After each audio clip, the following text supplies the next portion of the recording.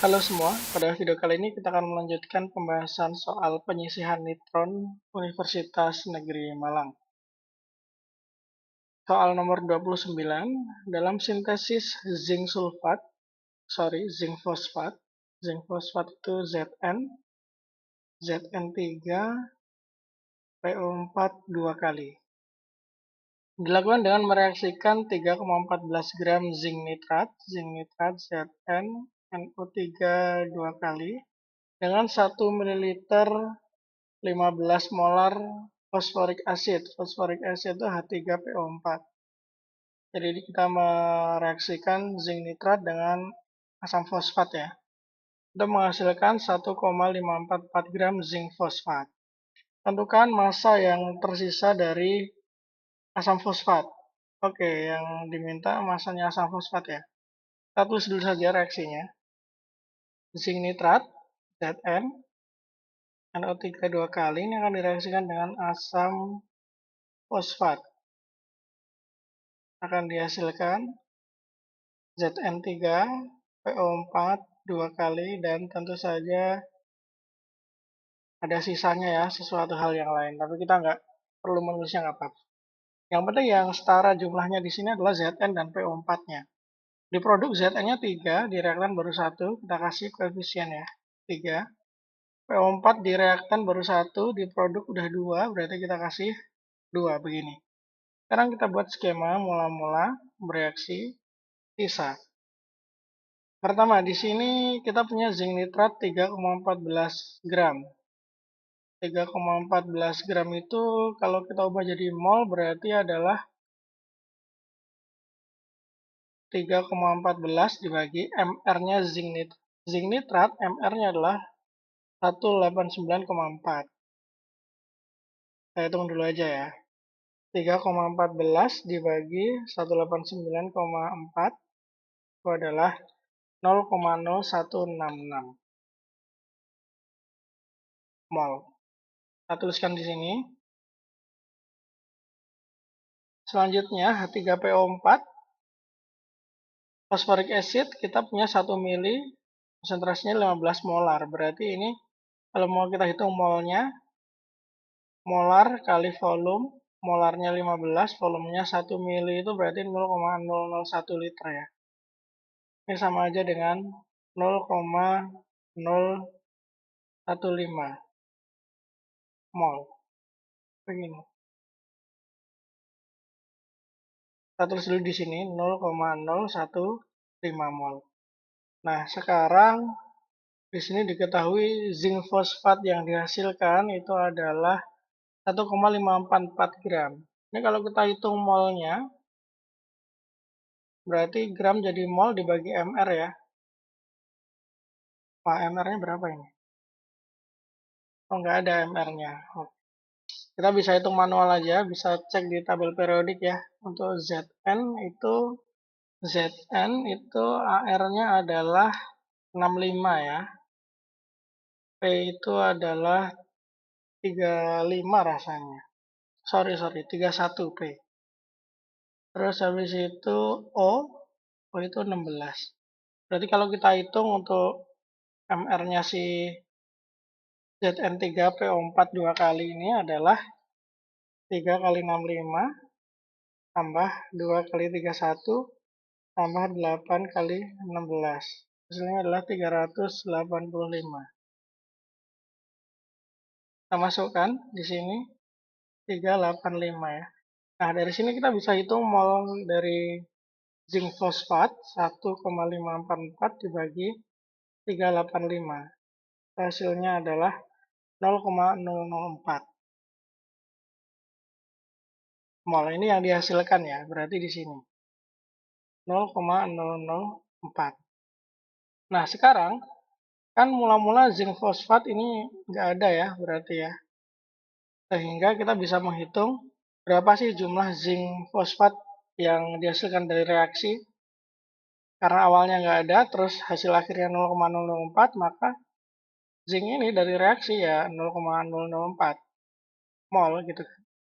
Nah, sekarang kita kan di sini mau mencari massa H3PO4 yang tersisa. Ya udah langsung aja di H3PO4 ya. Kalau zinc fosfat 0,004, maka untuk H3PO4 kita lihat koefisiennya 2 ya. Dengan zinc fosfat 1, maka di sini berkurang H3PO4 sebesar 2 kali lipatnya dari zinc fosfat yang dihasilkan. 0,004 kali 2 berarti 0,008. Nah, tinggal dikurangkan 0,015 dikurangi 0,008. Jadi tersisa 0,007 mol. Ini masih mol ya. Nah, sekarang yang ditanyakan massa. Untuk menghitung massa H3PO4 tersisa, berarti mol dikali mr kan. Mol yang tersisa 0,007, mr fosforic acid 98. Jadi tinggal 0,007 dikali 98. Hasilnya adalah 0,686 gram. Kita cek jawabannya. Loh, kok nggak ada ya jawabannya ya? Apakah ada yang salah? MR-nya udah sesuai yang di soal. 0,015-nya udah benar juga di sini. Kemudian Zn3PO4 dua kali. Ini zinc fosfat, rumusnya seperti ini. Atau jangan-jangan kita diminta untuk menghitungnya dari zinc nitrat kali ya. Jadi sebenarnya nggak peduli nih zinc fosfatnya hasilnya berapa. Tapi kita hitungnya berdasarkan sisa dari zinc nitrat. Kita coba ya. Oke, sekarang kita membandingkannya dengan zinc nitrat. Zinc nitrat tadi kita udah hitung molnya gini. 0,0166 berarti logikanya kalau di sini kita diminta massa fosforic acid sisa, berarti asumsinya zinc nitratnya habis. Ini berkurang semuanya. 0 ya. Nah, untuk H3PO4 dia akan berkurang sebesar 0,0166 dikali koefisiennya sendiri dibagi koefisien zinc nitrat. Pakai perbandingan koefisien ya. Berarti ini akan ketemu sisanya sebanyak 0,015 dikurangi 0,0166 dikali 2/3. Hasilnya adalah 0,0039. Masih mol. Nah, ini kalau kita hitung MR-nya, bukan MR, masanya mol dikali MR. Molnya 0,0039 dikali MR-nya 98. Ketemu sebesar 0,385 gram. Loh, malah nggak ada juga jawabannya. Oke, oke, oke. Berarti emang nggak nemu jawabannya ya. Mungkin ada salah ketik angka di soal atau saya yang salah hitung. Nanti kalau teman-teman dapat jawabannya, kalau ternyata ada bisa komen di bawah. Oke, kita ke soal selanjutnya dulu. Sebanyak 50 ml dari 0,1 molar H2B asam lemah dititrasi dengan 0,1 molar NaOH. Tetapan pengurangannya Ka1 sekian, Ka2 sekian. Hitung pH pada saat awal titrasi. Hitung pH pada saat awal titrasi berarti sebelum ditambahkan dong ya. Oke, kalau sebelum ditambahkan berarti kan kita pakai rumus asam lemah aja berarti. H plus sama dengan akar Ka dikali M. Cuman di sini kan Ka-nya ada dua ya, Ka1 dan Ka2. Tentunya karena di awal kita pakainya Ka1. Masukin aja 10 pangkat min 3 kali molaritasnya 0,1. Jadinya 10 pangkat min 2. Ini baru H plusnya, konsentrasi H plus. Kalau mau nyari pH ya berarti tinggal minus log konsentrasi H plus. Minus log 10 pangkat min 2 itu adalah 2. So, jawabannya pH di awal titrasi adalah 2. Selanjutnya, perhatikan senyawa-senyawa di bawah ini. Senyawa yang merupakan produk antara 2 metil butana dan gas klorin dengan bantuan panas adalah 2 metil butana dan gas klorin. 2 metil butana itu kalau kita gambar kayak gini. Butana C-nya 4, 2 metil butana. Berarti seperti ini ya. Tambah Cl2 dengan diberikan panas. Berarti nanti Cl akan tersubstitusi kepada salah satu chain. Ya berarti yang ada kloronya berarti ya. yang ada kloronya tanpa mengubah posisi metil. Ini posisi metil kan nomor 2 kan. Berarti tetap 2 metil, 2 metil. Yang 1 metil ini pasti salah. Ya sudah, berarti jawabannya adalah 1 dan 3. Begitu. Selanjutnya, nomor 32. Kodel adalah jenis polyester yang digunakan untuk berbagai keperluan komersial. Salah satu penggunaan utama kodel adalah dalam industri tekstil. Kodel dapat diproduksi melalui reaksi transestrifikasi. Asam karboksilat dan alkohol yang diperlukan untuk sintesis kodel adalah, ini kodel ya. Nah, untuk menentukan asam karboksilatnya apa, alkoholnya apa, kita harus tahu dulu ikatan yang terbentuk dari estrifikasi. Ini ikatan ester ya. Berarti nanti dia akan kepecah di sini. Nah, kalau terpecah, maka kita akan dapat yang sebelah kiri senyawa karboksilat yang seperti ini ya. Nah, kayak gini. Ini juga harusnya ada karboksilatnya. Terus kalau yang sebelah kanan ini nanti jadinya adalah, nah begini ya. Oke, ini karboksilat, yang ini alkoholnya. Sekarang kita lihat mana yang paling cocok.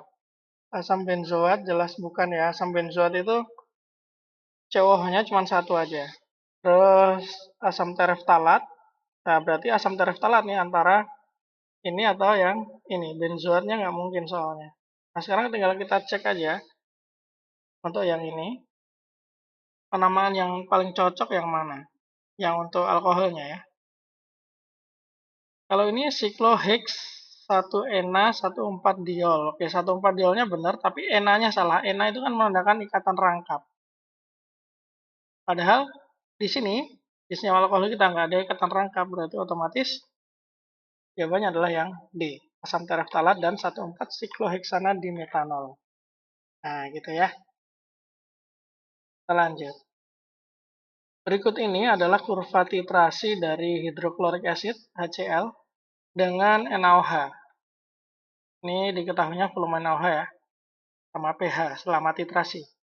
Jika 15 ml HCl dititrasi dengan 0,1 molar NaOH dan kurva titrasi yang dihasilkan adalah seperti berikut, maka konsentrasi HCl yang dititrasi adalah berapa gitu. Nah, ini di sini kan sudah diketahui ya, titik ekivalennya ada di ketika volume NaOH 30 mili. Kalau HCl sama NaOH itu kan jumlah H plus sama OH minnya sama-sama 1 ya. Sehingga kita bisa menghitungnya ketika titik ekivalen mol HCl itu akan sama dengan mol NaOH-nya. Nah, HCl ini molnya bisa kita ubah jadi molaritas dikali volume, begitupun NaOH. Tinggal kita masukin aja, di sini molaritas HCl kita nggak tahu, volume HCl yang dimasukkan atau dititrasi adalah 15 mili, molaritas NaOH 0,1, volume NaOH dari grafik titik ekivalen dicapai pada 30 mili. Berarti molaritas HCl itu adalah 0,1 kali 30 per 15. Hasilnya adalah 0,2 molar. So, jawaban yang paling tepat adalah yang B ya, 0,2 molar. Soal berikutnya, reaksi-reaksi berikut diketahui. Ini CH4 terurai jadi atom-atomnya C dan 4H, diketahui delta H-nya. Ini ada juga. Yang ditanyakan di sini adalah berapa perkiraan energi ikat CC rangkap 3. Oke, yang pertama kita identifikasi dulu yang reaksi pertama ya, yang reaksi atas ini. CH4 itu kan rumusnya gini ya. Ini kalau terurai jadi C dan 4H, artinya kan sebenarnya di sini delta H ini akan sama dengan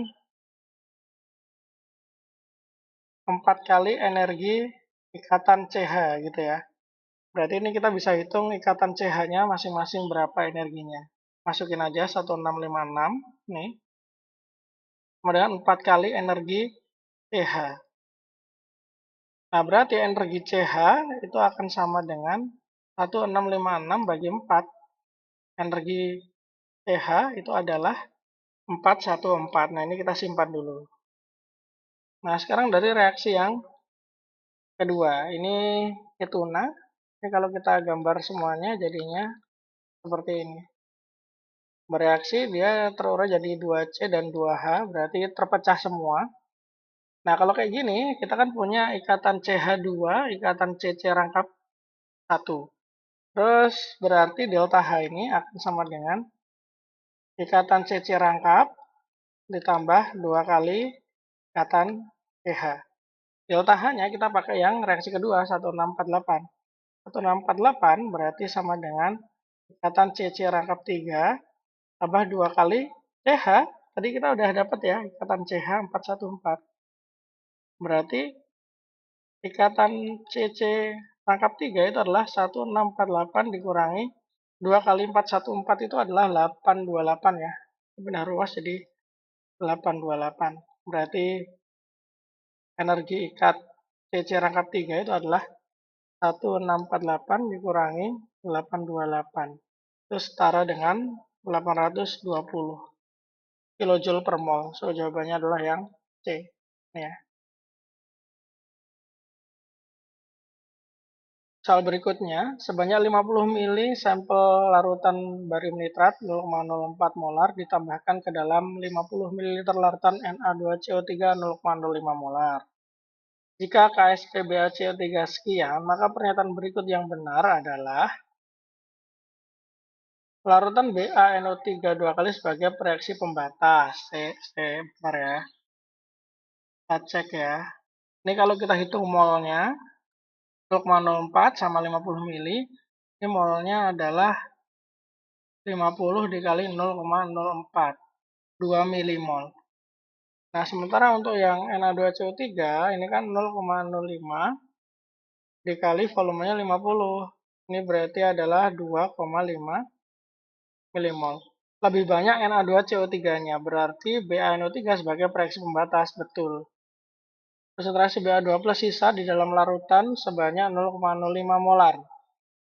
Enggak dong, salah dong. Kan nanti bereaksi kan, dia jadi mengendap jadi BaCO3. Ya udah berarti satu benar, dua salah, otomatis jawabannya adalah 1 dan 3. Lanjut, tabel berikutnya. Tabel berikut menunjukkan besarnya energi ionisasi dari unsur-unsur periode 3 yang disimbolkan dengan VWXYZ. Dari energi ionisasi ini, manakah pernyataan yang salah? Oh, ternyata nggak ada pernyataannya ya guys, jadi kita skip aja. Nomor berikutnya, the boiling point of NaCl, titik didih NaCl dan glukosa masing-masing. Yang ini punyanya NaCl, yang ini punyanya glukos. Titik didihnya ya. Masa NaCl dan glukos masing-masing 5 gram. Oke.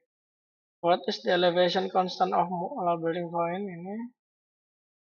If the mass of water is 48 gram. Oke. Kita diminta mencari konstanta molar kenaikan titik didih. Kita nyari KB ya.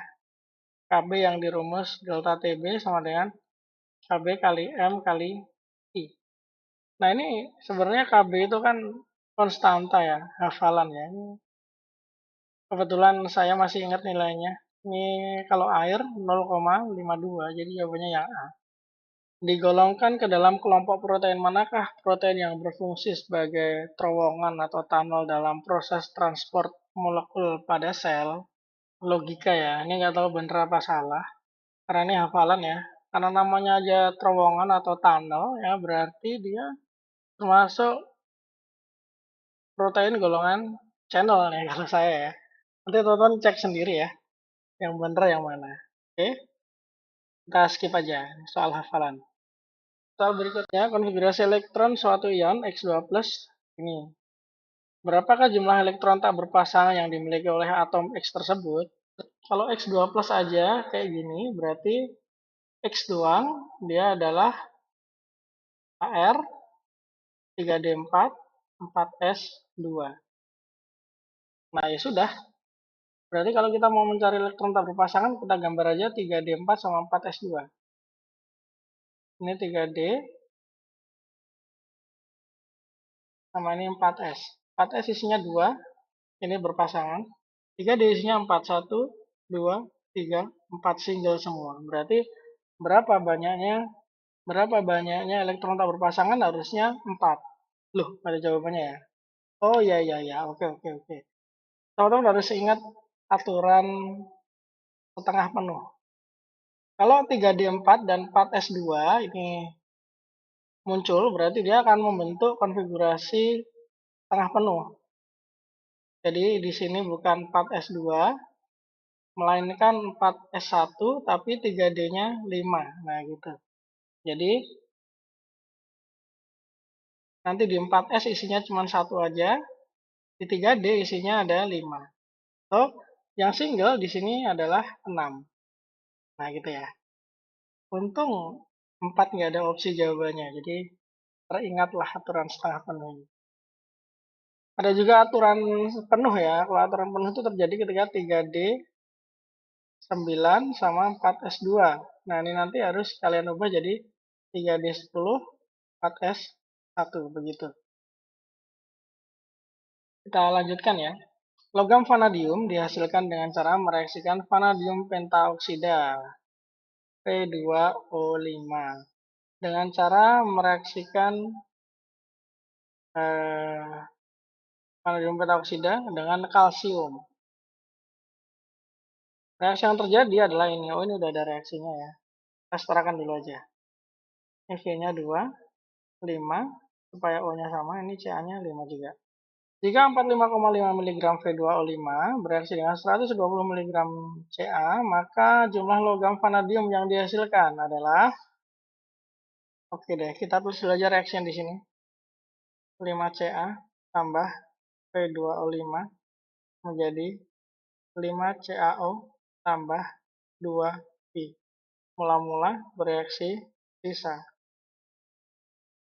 Ya, kita hitung dulu molnya untuk V2O5 ya. Mol itu berarti 45,5 per MR-nya 182. 45,5 dibagi 182 itu hasilnya adalah 0,25. Tapi karena ini satuannya miligram, maka molnya satuannya adalah milimol. Sekarang untuk yang Ca. Molnya adalah 120 dibagi MR-nya 40. Ini hasilnya adalah 3 milimol. Nah, tinggal kita masukin saja. Ca di sini 3, V2O5-nya adalah 0,25. P-nya belum ada awalnya ya. Sekarang kita tentukan mana yang habis duluan. Misalnya P25 habis semua nih, minus 0,25. Maka Ca ini akan berkurang minus 0,25 dikali 5, jadinya minus 1,25. 3 dikurangi 1,25 masih ada sisanya ya. Ini sisanya adalah, masih ada sisanya. Ini habis V2O5-nya. Berarti reaksi pembatasnya benar V2O5. Tinggal untuk yang vanadiumnya, logam V ini, karena V2O5 ini berkurang 0,25, maka V-nya akan bertambah sebanyak, kita lihat koefisiennya, V2, V2O5, 1, berarti 2 kali lipatnya V2O5. Jadinya tambah 0,50. Berarti dihasilkan logam vanadium 0,50 milimol. Nah, sekarang kita hitung gramnya ya. Massa vanadium itu berarti adalah 0,5 dikali AR-nya 51. Ini hasilnya adalah 25,5 mg. Kalau jadikan gram berarti dibagi 1000, 0,0255 gram. Jawaban yang paling tepat adalah yang E, 0,0255 gram. Kita ke soal berikutnya. Glukosa, manosa, dan galaktosa memiliki rumus molekul yang sama, C6H12O6. Perbedaannya antara glukosa dan manosa, galaktosa itu adalah posisi gugus hidroksil. Gugus hidroksil itu yang OH-nya, posisi OH-nya. Di salah satu atom karbonnya.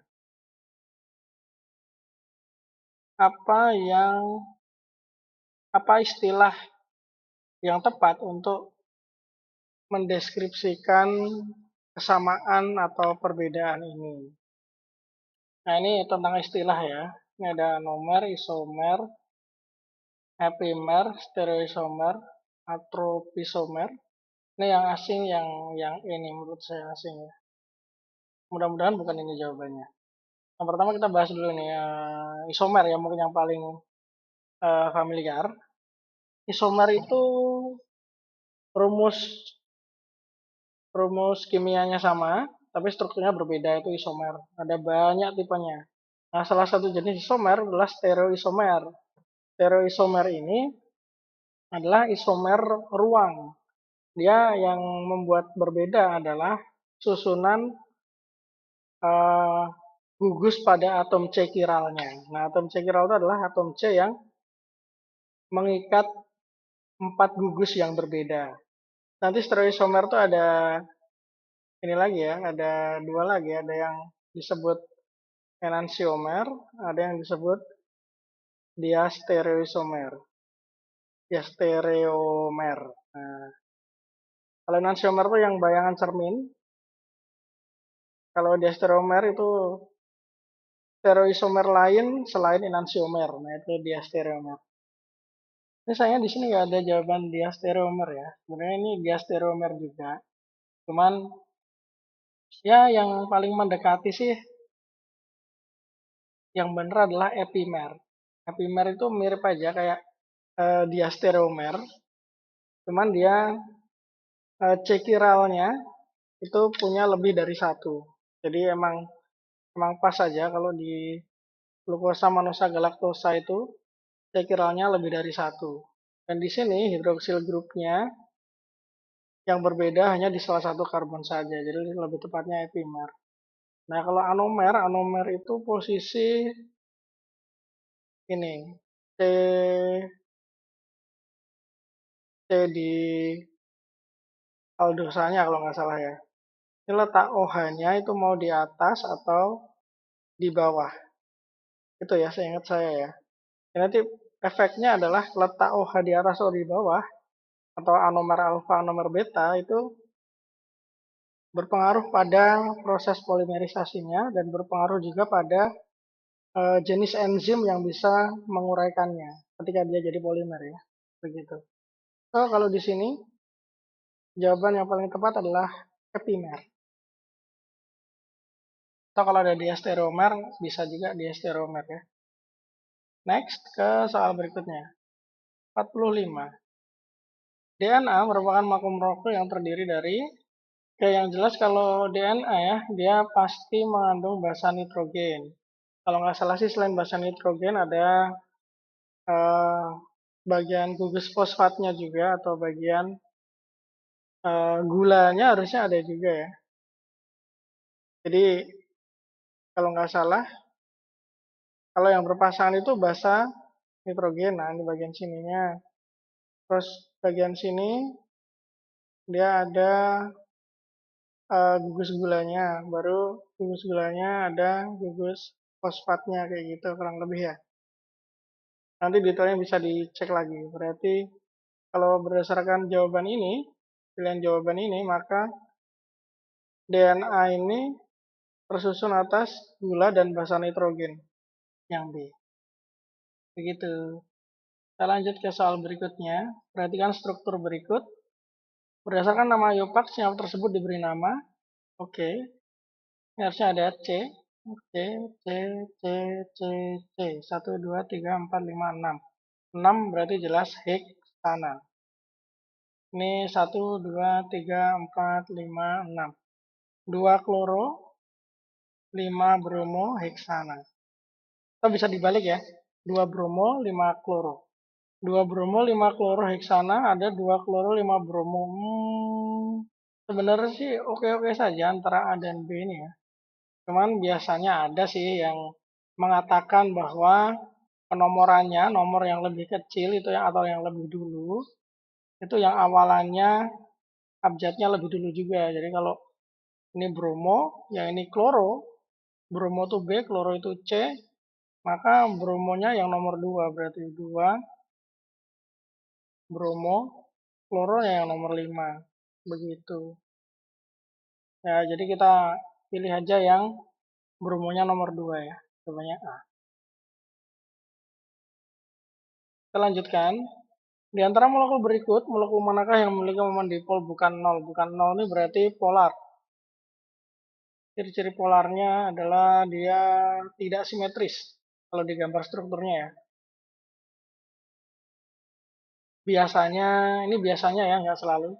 Biasanya atom pusat punya PEB. Begitu.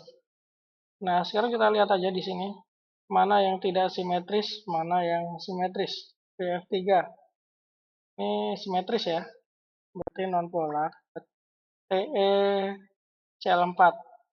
Te itu 6 ininya, elektron valensinya. Dia satu golongan dengan oksigen. Jadi kalau dia Te, Cl, Cl, Cl, masih ada satu PeB. Nah, ini pasti nggak simetris nih, PeB-nya cuma satu kok. Berarti yang polar atau bukan 0 momen dipolnya adalah yang TeCl4. PCl5, P itu elektron valensinya 5, masing-masing ke Cl, berarti ya nanti akan simetris dia. SF6, S itu 6 juga. XE itu 8, tapi ini cuma ada 4 F-nya. Kita gambar XE, F4. Ini masing-masing satu untuk F, sisa 4 ya. 4 itu jadi PB. Nah, karena PB-nya 2, dia jadinya simetris. Padahal syarat untuk momen dipol, bukan syarat sih, ciri-ciri yang momen dipolnya bukan 0 itu tidak simetris. Yang ini simetris, berarti bukan ya. So, jawabannya yang momen dipolnya bukan 0 adalah TeCl4. Next ke soal berikutnya. Perhatikan struktur molekul fenalen berikut. Jika molekul mengalami resonansi, muatan positif pada C nomor 4, oke yang ini, akan berpindah ke atom C lain. Atom C mana yang tidak bisa bermuatan positif selama molekul ini resonansi? Oke, ini antara 1, 2, 3, 4 aja ya. Baik, kalau resonansi itu kan berarti pertama, misal ini ya, pindah ini. Nanti jadi rangkap, plusnya pindah nomor 2. Berarti nomor 2 bisa. Nah, ini kayaknya yang nggak bisa itu yang nomor 3, kalau nggak 1 ya. Nih, kita lihat dulu ya. Kalau misal ini pindah ke sini, yang muatan positif yang ini, bukan yang ini. Ini kalau mau pindah, ya nggak bisa ya. Kita, apa sih jawabannya? Oh, ternyata ada pilihan 1 dan 3. Aduh. Ya, 3 ini juga nggak bisa, karena kalau ini pindah, yang pindah adalah ini. Itu ya. Terus kalau misalnya ikatan rangkap ini yang pindah ke sini, yang jadi plus yang di sini, bukan yang nomor 3 ya. Jadi nomor 1 dan nomor 3 tidak akan bermuatan positif selama resonansi ya. So, jawabannya adalah yang 1 dan 3. Next ke soal nomor berikutnya. Elektrolisis larutan LSO4 dilakukan dengan elektroda inert yang mana menghasilkan 532 ml oksigen di anoda pada kondisi STP dan 3,56 gram logam L pada katoda. Berapa massa molar dari L? Pertama, oksigennya dulu ya. Jadi ini kan kalau diuraikan jadi L2 plus ditambah SO4 2-min. Di bagian anoda, karena dia anionnya SO4 2-min, maka yang bereaksi adalah air. Air di sini akan mengalami oksidasi. Dia akan menghasilkan O2 ditambah H+ ditambah elektron. Oke, kita setarakan dulu ya. H+-nya jadinya 4, elektronnya 4 juga. Nah, sementara kalau di katoda, yang bereaksi logamnya, L2+ mengalami reduksi. Berubah jadi L gitu ya. Nah, yang menghubungkan antara anoda dan katoda ini adalah elektron ini. jumlah elektronnya. Ini elektron juga kan. Nah, nanti kita hubungkan melalui elektron. Nah, sekarang kita hitung dulu yang diketahui angkanya. Oksigen di anoda pada kondisi STP. Maka kita hitung dulu aja. Molnya oksigen itu berarti 532. Ini mililiter ya. Kita ganti liter dibagi 1000. 0,532 dibagi 22,4. 0,02375 mol. Nah, kalau oksigennya 0,02375 mol di sini, maka elektronnya yang koefisiennya 4, sementara koefisien oksigennya 1, berarti mol elektron 4 kali lipat. 4 kali 0,02375. Kita kalikan aja ya. Ini jadinya 0,095 mol, itu elektronnya. Nah, mol elektron ini sama dengan mol elektron pada katoda, 0,095. Berarti L-nya, karena koefisien L itu 1, koefisien elektronnya 2, maka L ini molnya 0,095 dibagi 2. Itu mol L. Ini sama dengan 0,0475 mol. Molnya L. Nah, sekarang dari soal kita tahu masanya L. Masa diketahui, mol diketahui, maka MR bisa kita hitung, atau AR bisa kita hitung. Dengan cara massa dibagi mol. Masanya 3,56 dibagi 0,0475. Sehingga diperoleh MR atau AR dari logam L adalah sekitar 74,95 gram per mol. Ini ya. Jawaban yang paling mendekati adalah 74,17. Oke lah. Itu. Soal terakhir, soal nomor 50. Perhatikan pernyataan berikut dan alasannya. Pernyataannya, energi ionisasi pertama Mg lebih kecil dibandingkan energi ionisasi pertama X dan Y, tapi lebih tinggi dari energi ionisasi Z. Oke, ini statementnya. Berarti Mg lebih tinggi, smaller, lebih kecil dari X sama Y. Tapi Mg itu lebih tinggi energi ionisasinya dari Z. Reasonnya, elemen X, Y, dan Z itu adalah argon, klorin, litium. X-nya ini argon, Y-nya Cl, Z-nya litium.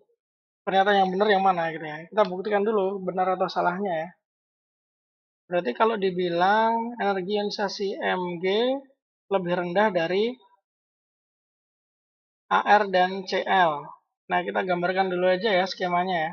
Di tabel periodik kan berarti ini ada Li, bawahnya ada Na, kanan ada Mg, Al, Si, P, S, Cl, Ar. Makin ke kanan, energi ionisasi semakin besar.